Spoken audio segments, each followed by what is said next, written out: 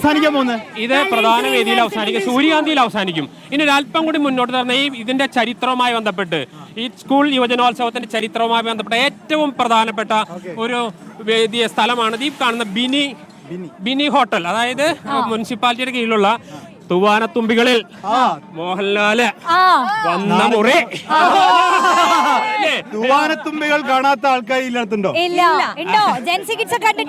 അതായത് ഇതിന് വൈലോപ്പള്ളി ശ്രീധരമേനോനും കൃഷ്ണൻ നായർ, അന്നത്തെ പ്രസിദ്ധനായ ആളാണ്, അവരും കൂടി ചേർന്നിരുന്ന് ചർച്ച നടത്തി. ഇപ്പൊ കാണുന്ന ഹെറിറ്റേജ് അല്ല, ഇത് റിനോവേറ്റ് ചെയ്തു. പഴയ ബിനി, ഈ തൃശ്ശൂരിന്റെ ചരിത്രത്തിന്റെയും പാരമ്പര്യത്തിന്റെയും ബിനി ഒന്ന് കാണിച്ചെടുത്ത ക്യാമറ. ഇത് പുതിയ ബിനിയാണ്, കാരണം ആ സ്ട്രക്ചറിങ് കുറെ മാറ്റിയിട്ടുണ്ട്. പക്ഷേ ഇവിടെ വെച്ചാണ് ഈ സ്വർണ്ണക്കപ്പ് എങ്ങനെ രൂപപ്പെടുത്തണം, ഏത് രീതിയിൽ വേണമെന്ന ഒരു തീരുമാനമെടുക്കുന്ന മഹാകവി വൈലോപ്പള്ളി ശ്രീധരമേനോനും കൃഷ്ണൻ നായരും.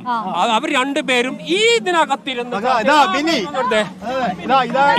ചരിത്രപരമായ ഹോട്ടൽ മുറി നമ്മുടെ സംസ്ഥാന സ്കൂൾ കലോത്സവത്തിന്റെ.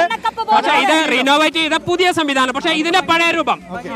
സംസ്ഥാന സ്കൂൾ കലോത്സവത്തിന്റെ കലാകിരീടം ഡിസൈൻ ചെയ്യാൻ ആലോചനകൾ നടന്ന ഹോട്ടൽ മുറിക്ക് മുമ്പിലാണ് തീരുമാനമെടുത്ത ഹോട്ടൽ മുറിക്ക് മുമ്പിലാണ്. അപ്പൊ സാംസ്കാരിക കേരളം, സാംസ്കാരിക തലസ്ഥാനം എന്ന് വെറുതെ വിളിക്കുന്നതല്ല അല്ലെ?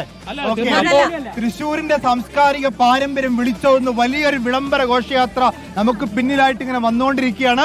ഈ തൃശ്ശൂർ പൂരത്തെ സംബന്ധിച്ച് അതിന്റെ ഘടകപൂരങ്ങൾക്കൊപ്പം ഈ വിളംബര ഘോഷയാത്ര അറിയപ്പെടും. ഇനി നമുക്ക് കുറെ കാഴ്ചകളില്ലേ, ഏറ്റവും മുൻനിരയിലേക്ക് നമുക്കൊന്നുകൂടി പോകാൻ, ഏറ്റവും മുന്നിൽ നമ്മളെ ഒരുപാട് ഇതിലിപ്പോ കലോത്സവം റിപ്പോർട്ട് ചെയ്ത് പരിചയമുള്ള ആൾക്കാരൊന്ന് അറിയിക്കുക.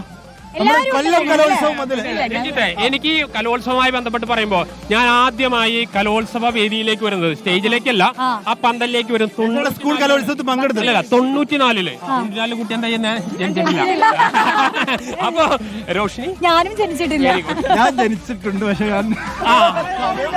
അപ്പോ 94 സാംസ്കാരിക സമ്മേളനം നടക്കും എല്ലാ ഇതിലും. അപ്പൊ ആ സാംസ്കാരിക സമ്മേളനം ഡോക്ടർ സുമാരായി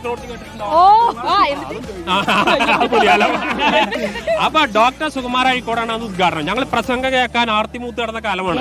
അപ്പൊ ഡോക്ടർ സുകുമാർ അഴീക്കോട് കേരളത്തിന്റെ സിംഹഗർജനം കേൾക്കാൻ വേണ്ടി ഞാൻ ആദ്യമായിട്ടാണ് ഈ പന്തലിലേക്ക് വരുന്നത്. അന്ന് സാംസ്കാരിക സമ്മേളനത്തിൽ ET മുഹമ്മദ് ബഷീറാണ് അന്ന് വിദ്യാഭ്യാസ മന്ത്രി. അങ്ങനെ 94 തുടങ്ങിയ ബന്ധമാണ് ഇത്. 2026 അവസാനിപ്പിക്കാൻ ഞങ്ങൾ വിടൂല. മറ്റൊരു കാര്യം ചോദിക്കട്ടെ, ജെയ്സൺ ചേട്ടൻ കലോത്സവത്തിൽ പങ്കെടുക്കുകയായിരുന്നെങ്കിൽ ഏത് ഐറ്റത്തിൽ പങ്കെടുക്കും? ഓട്ടം തുള്ളൽ. ഞാൻ പ്രസംഗം, സ്വാഭാവികമായിട്ട് ഞാൻ കേരള കോളേജിലേക്ക് പഠിക്കുന്ന കാലത്ത് ഞാൻ പ്രസംഗം, എന്റെ പ്രസംഗം കേട്ട് കുട്ടികൾ ചരിത്രം പറയുന്നത്.